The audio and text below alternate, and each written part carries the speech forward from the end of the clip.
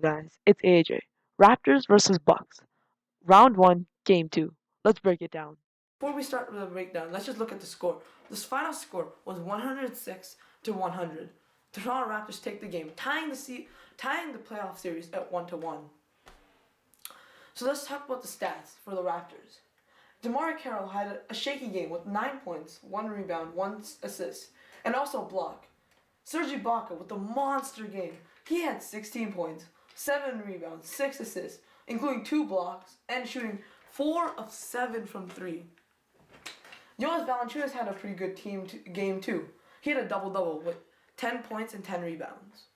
We'll talk about everything else later. Lowry and DeRozan had 23 points apiece. Actually, I'm sorry, DeMar DeRozan had 23 points and Kyle Lowry had 22 points.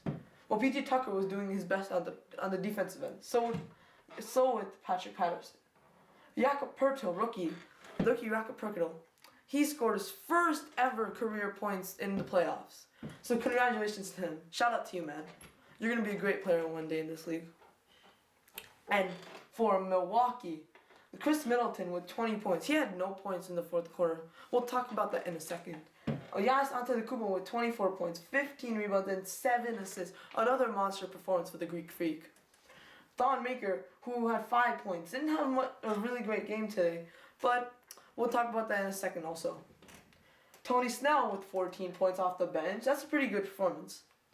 And Malcolm Brogdon, the rookie, with 7 points, 4 rebounds, and 3 assists.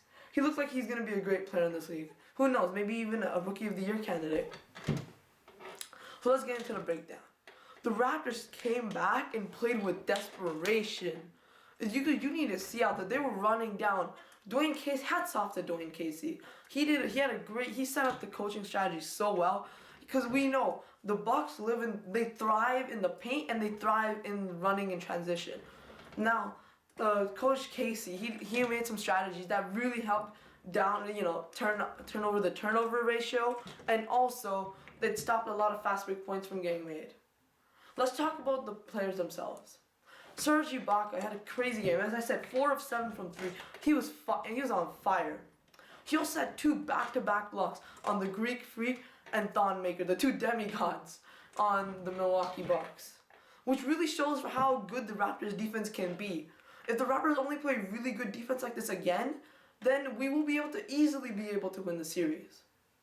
But again, there were some spurts throughout the game that they didn't play a real good defense. Like during the third quarter, the Raptors were up 73-63, and they blew that lead, and they were only up 1 going into the fourth quarter. But luckily, they went on an 8-0 run to start the fourth, and that really sealed the deal. Especially with that step back Kyle Lowry 2-point jump shot. Oh, that was so nice. Good defense, Malcolm Brogdon, but Kyle Lowry's offense is just way too good. Yeah, the Raptors it was better than the last time because the Raptors were it was a mess the first game, honestly. Losing 97-83 by 14 points. It was a disaster. It was a lot better this game, and I feel like the Bucks were not expecting that. Actually, they thought that it would be the same, and I think that's why they also lost.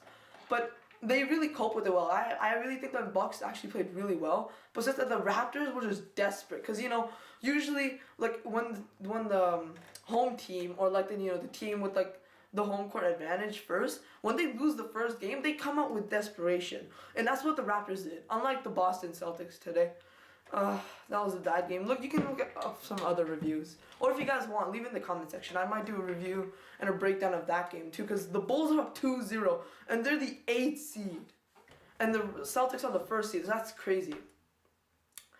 So let's talk about all the other players. PJ Tucker played his role really well. I'm glad that we got both Serge Ibaka and PJ Tucker. Serge Ibaka is just showing up. He's becoming an amazing 3-and-D player. With those 2 blocks on Maker and Giannis Antetokounmpo, and also PJ Tucker, who's actually playing a really good defense on Antetokounmpo. But I remember that one play from last night where he was playing really good defense, but Giannis is just 6'11", and PJ Tucker is 6'6", and Giannis Antetokounmpo has like a 7-foot wingspan, so he just got the layup easily with an N1. But he was holding his own for most of the game. Yes, I know he had a monster game. Yeah, Antetokounmpo had 24 points, 15 rebounds, 7 assists. And he also He also hit a clutch three to tie the game at 100 with I think around 2 minutes left. So he had a good game, but I really feel good that we got PJ Tucker because he brings that toughness to the team, you know? And I think that's what the Raptors really needed this game, and that, you know, PJ Tucker helped with that, like, and he, like, flourished. DeMarre Carroll, we need to talk about this. Oh my God. The DeMarre Carroll experiment is not working. You know, he's a great defender, but he just can't knock down his free throws.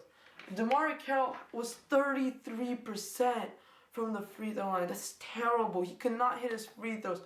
And he was 3 for 4 from the 3-point line, and his defense wasn't really defense was lacking. I always think that the Raptors should suggest, like, you know, I suggest to the Raptors that they should try and maybe go with PJ Tucker in the starting lineup, because PJ Tucker has been playing so well, and DeMarre Carroll is just, he hasn't been working out lately. You know, maybe we should trade him in the offseason. I'm not sure, but let's see if we can make it up in the next few games, because he hasn't really not been playing that well this season, in this series.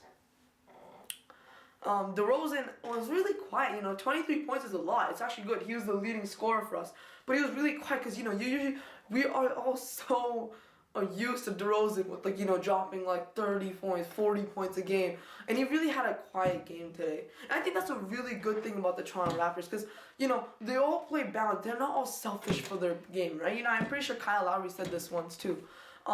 They're really unselfish. They're very selfless, you know. They just, you know, if someone has a good night, you know, like a good game, then the other person backs off. Or if they always try to get an equal balance of shots. And I think that's what happened, because, you know, Lowry had 22 points and DeRozan had 23. Serge Ibaka had 17. So that was actually a really good mix. Let's talk about Jonas Valanciunas with his double-double, 10 points and 10 rebounds.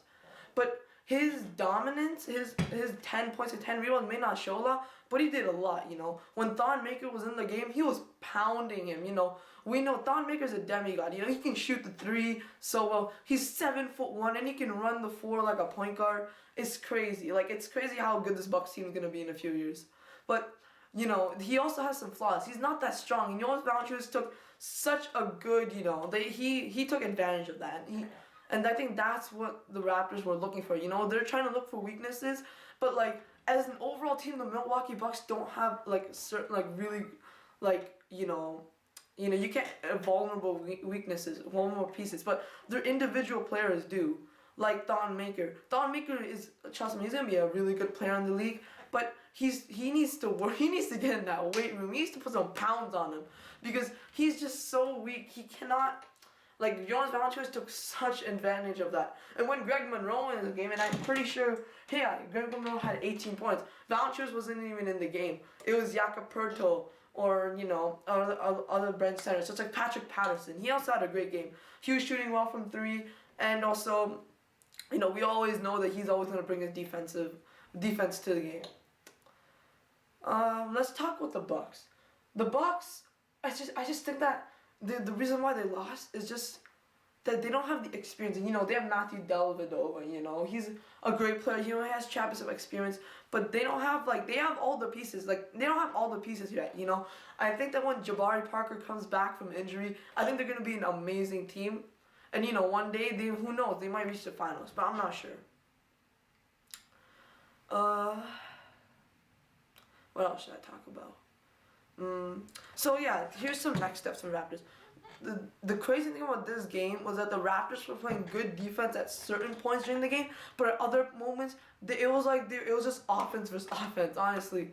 But, like, you know, the Raptors pulled through. But if they really want to close out the series in 5 games and just win the rest, they really need to bring that defensive intensity. I'm talking about DeMarre Carroll. I'm talking about Lowry, DeRozan. Lowry, stop flopping, man. You need to stop flopping. You know, the refs are really catching on, and you're not getting those calls. You're actually getting offensive fouls now. So yeah, you're playing well, but just stop with the flops. Honestly, that's not basketball. But overall, as a team, you know, the Raptors' defense got better. I just feel like but it's just only in spurts, you know, like, you know, at certain moments they play well on defense, but they're not playing. They need to play defense for 48 minutes. Not for 40 minutes, not for 25, not for 30 minutes, 48 minutes.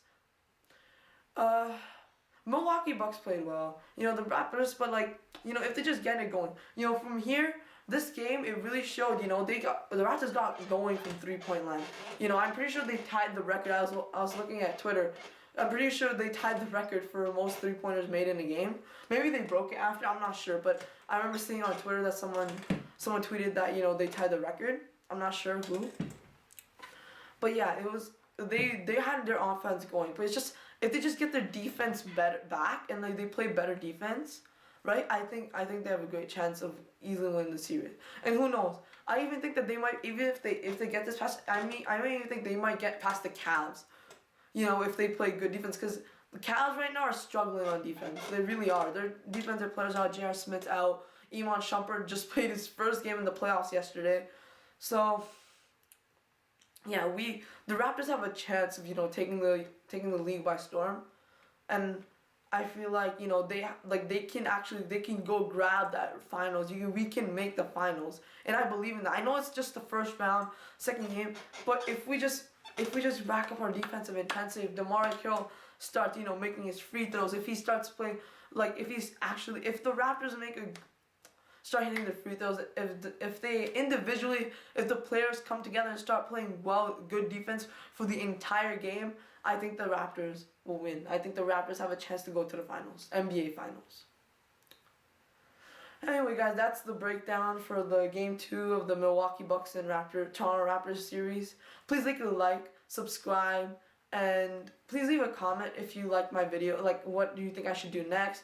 If I was wrong, if you thought anything else about the video, if you think I missed something about this breakdown, just please leave it down in the comments. Shout out, we have 2 subscribers after only our first video, so I want to thank you guys for that. And alright, I'll see you guys in the next video.